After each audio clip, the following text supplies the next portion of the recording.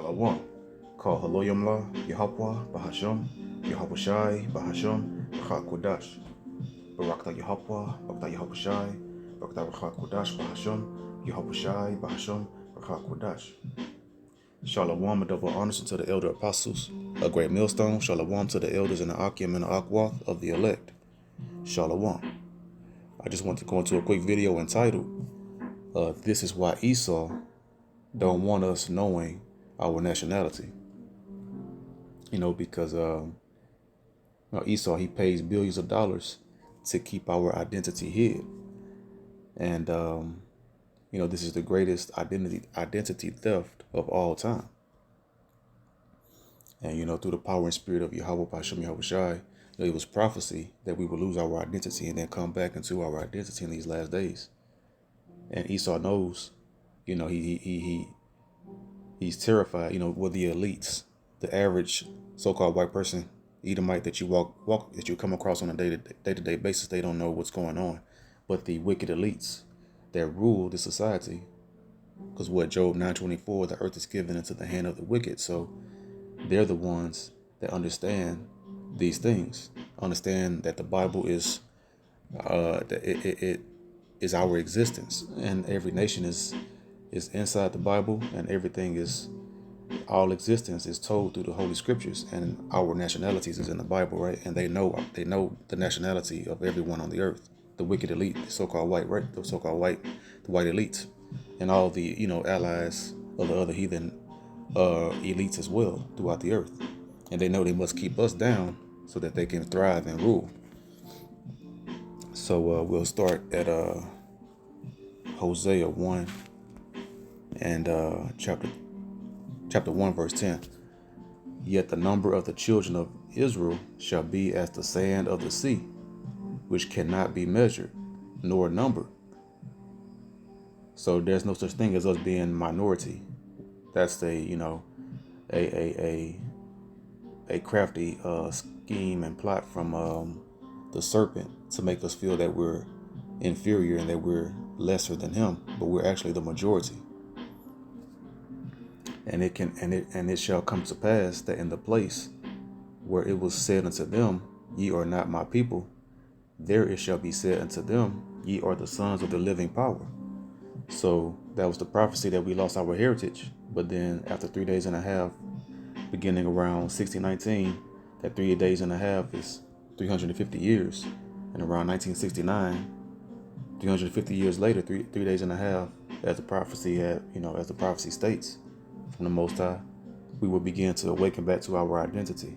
And Esau could spend trillions and quadrillions of dollars a year if he wanted to. It was only keeping the truth was only hid because the Most High allowed it, not through the money Esau spent. That's his pride, right? Thinking that his carnality will stop the spirit from awakening us back to our identity.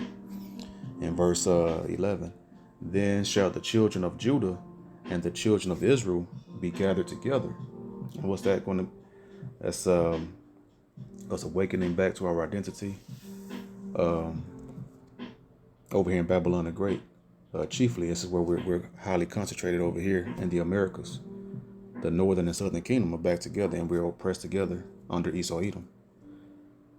The children of Israel shall be gathered together and appoint themselves one head, and that one head is Yahweh Shai, coming back to our true identity and knowing who our power is and who our Messiah is, right?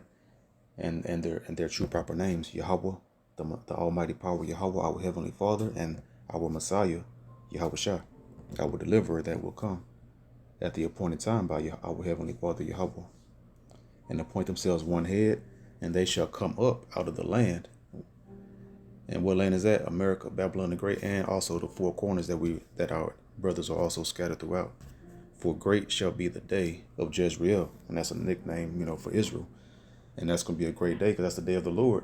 And it's darkness and not light, That's why woe unto them that desire the day of the Lord, because most people are going to have a very terrible judgment coming when those thermonuclear missiles hit and Messiah returns and saves the elect from that destruction. So, us coming back into our identity is only the Most High allowing, and not Esau's money that he's, spends every year that he has spent every year to keep us docile and dormant in our spirit. So Psalms 34 and verse 14. Depart from evil and do good. Seek peace and pursue it. And that's what we'll do once we awaken to the truth, which Esau, the so-called white man, doesn't want us to know. Because once we awaken to our identity, we'll know that this place is evil, and we'll depart spiritually and mentally, and start seeking after the peace, which is the commandments. Because mark the perfect man, for the end of that man is peace. So we keep the commandments. That's going to lead to peace, in our spirit. So keeping the commandments is a miniature version of the kingdom of heaven, because you're going to have a peace of mind now and know who you are, and wait and patiently await for the return of the Messiah. So seek peace and pursue it. Verse 15, the eyes of the Lord Yahweh Bahasham Yahweh Shai are upon the righteous. So we'll wake up, and then, his eyes are always upon is upon the entire earth, and recording all of the wickedness, and everyone's sins are going to be held, for those he will pardon the elect sins, but everyone that he will judge, is being recorded, right? And his ears are open unto their cry. So the righteous are the elect. Only the elect are striving for the commandments of the Most High, and following and having a faith in Yahweh and Yahweh Shai, right? And they're the only ones that's following the Lamb Yahweh Shai whithersoever he goeth. So them, the elect, is who the Most High is going to hear. And what are they crying out about? The oppression of the so-called white man. And that's what Esau fears. He fears more. That's what he fears more than anything in the earth. It's not an Arab, that strapped bombs themselves, and they blamed them for 9/11, but they don't have any kind of oppression. There's no the level of hate for so-called Blacks, Latinos, Native Americans, the Israelites, is far greater than any hate for any Arab, because if Arabs really did 9/11, right, how come you would think that their hate would be, a lot more than us? And we're just sitting here in America, and they hate us, and we haven't done nothing, right? Because they know, that we are the special chosen of the Most High. And so, and once we cry into our power, then he's going to deliver us. And then, so from there, we'll go to John 9:31.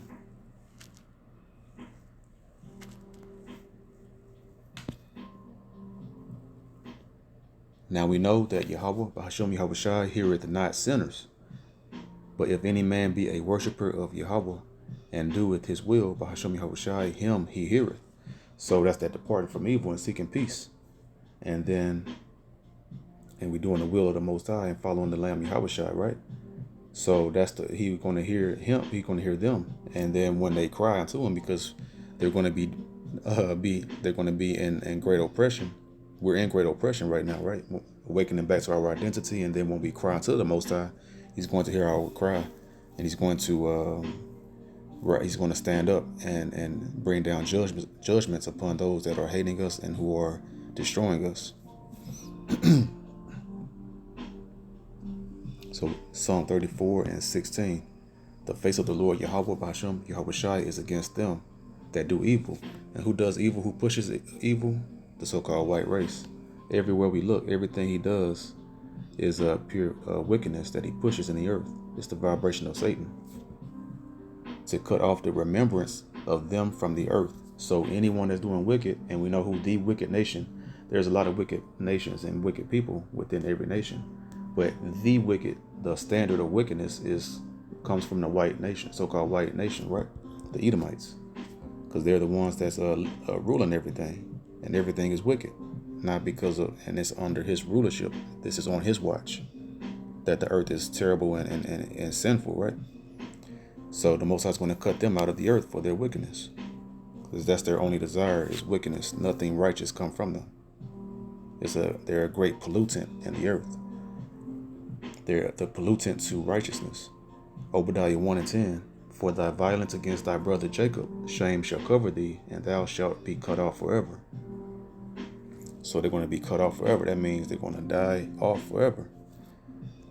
Because what positive influence and credit to society, what righteous credit to society, towards Yahweh in the name of Yahweh Shai does the so-called white race do?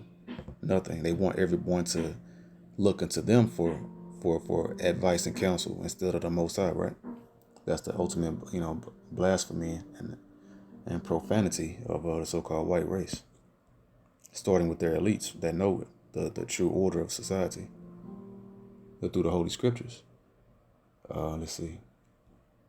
From there, we'll go to verse 17.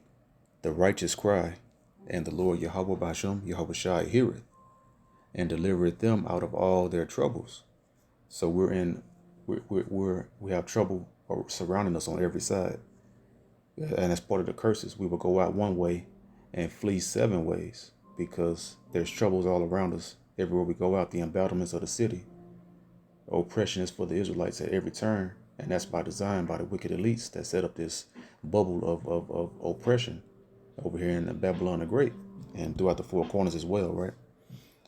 So the righteous, when they awaken back to when we awaken back to our identity, we're going to cry out because of the abominations that's going on in the midst of Babylon the Great and throughout the 4 corners. And the Most High is going to hear that once we meet that criteria of keeping His commandments, seeking peace, and following the Lamb Yahweh Shai, right? And having a faith in Yahweh and Yahweh Shai. And then that's a specific criteria that we got to meet for the Most High to hear us. And then that's why Esau wants to keep us down and keep us shrouded in sin, so that the Most High won't hear us. But He will, and He is now, through the power and spirit of Yahweh, Hashem Yahweh Shai, through His mercies. There's nothing that we're doing special. It's the mercy from the Most High that He gave us that ability to cry back into Him, right? And to do the right, and to strive for the right things and rehearse the righteous acts of keeping the commandments. And this is what Esau Edom fears the most, because he knows what happened to ancient Egypt, and this is modern day Egypt. And once the Most High hears us again, like He heard us in ancient Egypt, then He's going to bring down the same judgments, but even worse than before, to deliver us out of this captivity. And then jump up here to verse 6. This poor man cried, and the Lord Yahweh heard him and saved him out of all his troubles.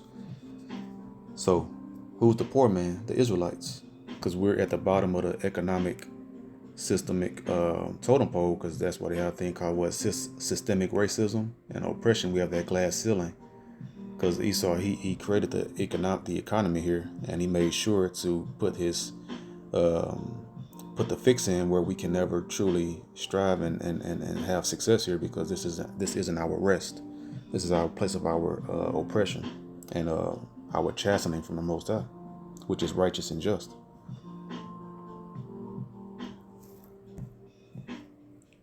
Go to Luke chapter 16 and verse 20. And there was a certain beggar named Lazarus, which was laid at his gate, full of sores. Salaki, let's start at verse 19. The rich man and Lazarus. The rich man represents the so-called white man, Esau, and Lazarus, the poor man, is the beggar. That's the Israelites. That's what this parable is about. Verse 19. There was a certain rich man, which was clothed in purple and fine linen. That represents what? Wealth, riches. That's what rich men wore, and fared sumptuously every day. Now, when you go into that word fared,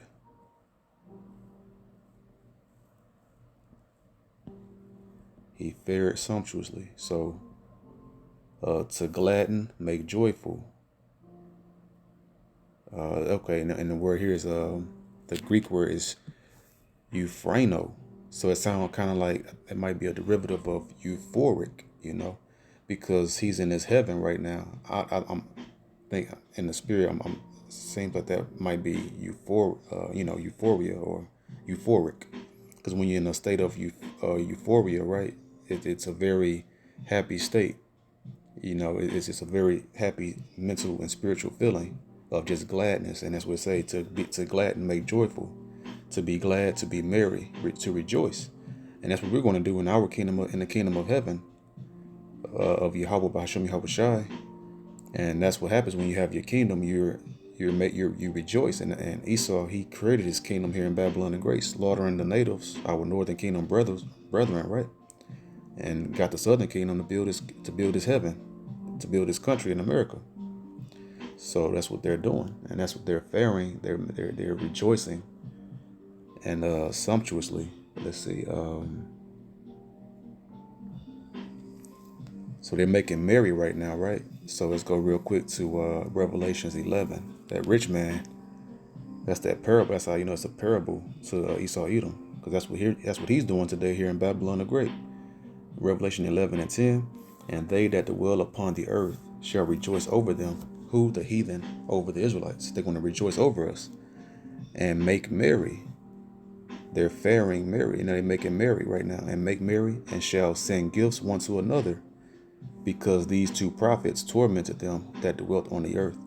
And those two prophets goes into the Israelites, because we have the commandments of the Most High, and we prophesy and we tell, and we in the ancient times, you know, we were on the heads of the heathen, always cutting them with, you know, what's right, and let them know, you know, we're gonna serve our power. We went off, you know, obviously we went off through our history, but when we were on point with our power, keeping the commandments, you know, that was a torment to the heathen nations. And now that we're down, they rejoice and make merry, send gifts to one another.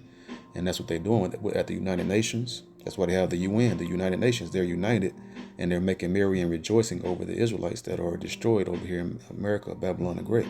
And throughout the four corners, we're here as well, right? So that's that rich man. He's making merry. He's faring sumptuously, beginning with the Edomites. And then he gives, you know, he gives their portion. He gives a portion to the you know, the heathen that come over here and destroy us as well. And so when we go into that word sumptuously, he fares sumptuously every day. See if I can get it to work here. Okay, there it is. Sumptuously, splendidly, magnificently. So he rejoice and make merry splendidly and magnificently of sumptuous living. So when you go into this word sumptuous, right? Google define sumptuous. All right, it's acting up, going kind of slow. Let me try it again.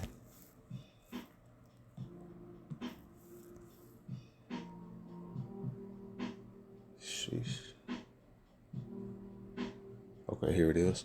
So it says splendid and expensive looking. So he's making merry in a very splendid and expensive way, right? Because he has all the money. He owns the Earth's currency, the Earth's the majority of the Earth's money. The International Monetary Bankers, International Monetary Fund, the wicked banking elite, the Rockefellers and Rothschilds. They have over 80 to 90% of the Earth's money and the Earth's wealth. That's the U.S. Dollar, the Federal Reserve notes.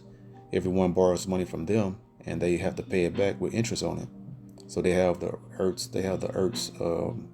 So that it starts with them, and then they obviously take care of their Edomite, Babylonian Edomite brothers over here. I say Babylonian. You know, this is modern day Babylon. They're American that have the Israelites in captivity over here, and because this country is just a big prison house. Even though, you know, most of us, you know, even though if you're not in prison in Babylon, you're still in prison in the borders of Babylon the Great. So we're prisoners here, and they make money with the wicked elites, the bankers. So they're living right here in the similar words right here, right? It says lavish, luxurious, deluxe, magnificent. You know, so deluxe. What does that mean? It says luxurious or sumptuous of a superior kind. And what's that superiority? That white supremacy and that entitlement and that white privilege. So that's the so-called white race, and that pinpoints them down to a T, right? And that's who that rich man is. And so they fare sumptuously every day. So they make merry splendidly and luxuriously every day because they have all the money, right? And they're making merry and they're rejoicing over us every day. At least the wicked elites are that knows the truth. Verse 20. And there was a certain beggar named Lazarus, which was laid at his gate, and their gate, the White House, their gates, and a metaphor for we're their leaders. A gate is the strength and the protection. They have that glass ceiling against us, and we're suffering here in Babylon the Great on multiple levels. So, which was laid at his gate, full of sores. He laid down, meaning what? Like you going into oppression and slavery, because slavery bends down the spirit of a person, and that's what's happening to us. And we're full of sores, and those sores are afflictions and our destruction, the manifold, destructions, economic, medical, our finances, and just not being in our own land anymore, right? And we're just destroyed. So, verse 21, and desiring to be fed with the crumbs which fell from the rich man's table. They always marching for peace and everything, is wanting any and everything, and welfare and our people just, happy with just receiving, anything, and they're happy with receiving, benefits and getting a job. And that's crumbs, because that's not true wealth. That's a paycheck to paycheck lifestyle, and that's not true, freedom, right? Even no matter how good of a paying job it is. So, verse 21, and desiring to be fed with the crumbs which fell from the rich man's table, moreover, the dogs came and licked his sores. and it's known throughout the scriptures, heathen are referenced as dogs. And so, and even the 2/3 ungodly Israelites, when they become a heathen, they're thought of as dogs as well. If you're living like a heathen, you become a dog as well. If you're an Israelite, that's the 2/3. And then, but the heathen are the dogs that came and licking our sores, because they're eating off of our oppression and our manifold destructions and oppressions. So that's what's happening here in Babylon the Great. Every nation has businesses in the quote unquote ghettos and in the hood, right? So that's how they're licking our sores. They're making money. They're all making riches off of us, making merry, sending gifts one to another, and craftily, devising all of these systematic economic, oppression. So, continuing on to Psalms 34 and 18. The Lord Yahweh Bahasham, Yahweh Shai, is nigh unto them that are of a broken heart. And who's of a broken heart today? So-called Blacks, Latinos, Native American Indians. Our women are out of control. And, we are deprived here mightily from having our women in order, and firstly not having brotherhood, which is above. As David said, the love of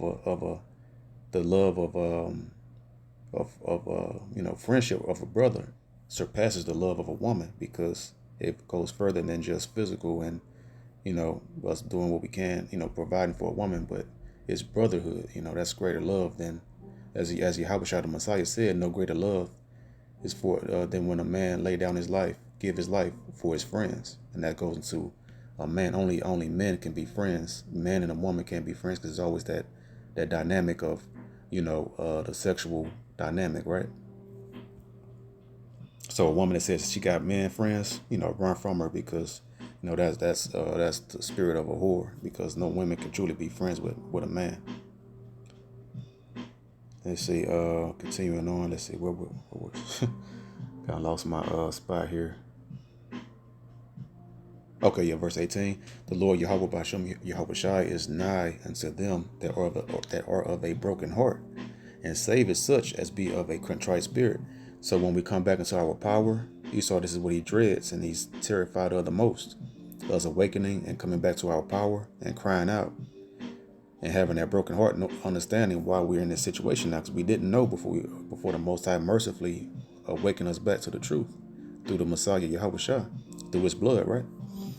And then he's going to save us that be of a contrite spirit. That contrite spirit goes into being sincere, genuine, and sincerely broken up and hurt about the condition that we're in, and understanding that we went off. It's not the Most High doing it just to be doing it. We went off, right? So that's what the Esau he's terrified of the most, because there's a certain criteria that we must meet, and then he'll hear us. And Esau Edom is scared to death of that. Psalms 34:20. He keepeth all his bones. No one, not one of them is broken. Evil shall slay the wicked, and they that hate the righteous shall be desolate. So that's going into Esau. He's going to be cut off forever, as we read earlier, right? Esau Edom will be cut off forever because he hates the righteous. He's always laying snares privily. He's laying snares and traps privately to keep us down and keep us down and out at his gates, like Lazarus lay down at his gate. Because the gates represent, because that's kind of like, on the low level on the left hand side, on the his carnal gates of his carnal kingdom. This is his kingdom of heaven, really, Babylon the Great America. And so, same way we're at his gates and his kingdom, he's going to be at our gates, and he's going to be destroyed. He's going to suffer. He's going to have to pay back what they did after those 1,000 years of slavery and restoring things that he did. Then he will be wiped out for forever, according to Obadiah chapter 1 and verse 18. And this right here, and the Most High saying right here too, they that hate the righteous shall be desolate. In verse 22, desolate goes into being a wilderness and being obsolete now. Verse 22, the Lord Yahweh Bahasham, Yahweh Shai, redeemeth the soul of his servants. That's the and who's the servants? Amos 3:7. There's only a select number, a select people that are the Most High servants. No heathen can be a servant of the Most High, because he doesn't desire the Most High and his ways, nor the Messiah. Amos 3:7. Surely the Lord Yahweh, the Most High Power, Bahasham, Yahweh Shai, will do nothing, but he revealeth his secret unto his servants, the prophets. So the prophets are the servants of the Most High, but and the prophets are a representation of the elect. So the men, women, the men and believing, the prophets and the rest of the elect body of believers of the 1/3 of the men, women, and children. The children will be saved as well through the believing, parents. Let's see. And that's what that multitude is, that an innumerable multitude, and of all different tongues and nations. In Revelation 7, and I think it's verse 7 and through 9, that's the elect that was scattered throughout the four corners of the earth, that's going to be speaking multiple different languages in whatever country that they're in, and going to be also looking like different nations too, because of because men, our men laying with the heathen women. The seed is Israelite, but then they're going to come out with features of the heathen nations as well, and that's what that is. And then so, verse 22, the Lord Yahweh Bahasham, Yahweh Shai, redeemeth the soul of his servants, and none of them that trust in him shall be desolate. So why the wicked going to be desolate? Because they hate the righteous, and and what's righteous? The law, statutes, and commandments of the Most High. Romans 10:5. And we know that, Esau doesn't do that, so they're going to be desolate. And then the elect that trust in the Most High and strive for his commandments and have a faith in him and Yahweh Shai is going to do what? Going to be redeemed. That's that salvation from the judgments of thermonuclear fire that's going to come. And that's what Esau is terrified of. That's what he's terrified of, and he doesn't want that to occur. And then so here we'll go ahead and finish over here in Baruch chapter 2 and verse 30. For I knew that they would not hear me, because it is a stiff-necked people, and that's the Israelites. We are very stiff-necked people, and that's why we're in the condition that we're in right now. But in the land of their captivities, they shall remember themselves, and the captivities goes into what? In Babylon the Great is where we're highly concentrated, but then also throughout the four corners we're in captivities throughout the other nations as well in the four corners, but chiefly, predominantly here in Babylon the Great in the Americas. So we now remembering ourselves, and that's what Esau hates the most, and that's what he fears the most. Verse 31, and shall know that I am the Lord Yahweh, Bahasham Yahweh their power, for I will give them an heart and ears to hear. And that's us coming back into the truth. Like I said earlier, it's not because we're special and we were able to figure this out on our own. The Most High, it was time, the time of 350 years, or aka 3 days and a half, from 1619 to 1969. If we had, the Most High took that away from us, and then now he discontinued us from it, and then he gave it back to us and gave us the mind and the ears to hear and understand spiritually, to waken back to the truth. Verse 32, and they shall praise me in the land of their captivity and think upon my name. And so we're now thinking upon a name. We awaken back to the truth. And then now we learned, we came back into our true identity. We learned the name of the Most High all over again, right? Yahweh, the Almighty Father, and Yahweh Shai, our big brother, Yahweh Shai, our Messiah and Deliverer, our mediator unto the Most High. It gave us a path back to the Most High. So anyone that says that the name does not matter is a fool and a false prophet. Either one, either they're a fool or they're a false prophet. Either, one or the other. As the Most High say, the deceived and the deceiver are his. Because the name is, there's no, in Acts 4 and 12, there's no other name under heaven that we will be saved and delivered through Yahushua, the deliverer, because his name means, and it's in his name, he delivers. He's the redeemer, and Yahweh, he exists. He exists, right? From the beginning of everything, the infinite, eternal, almighty power.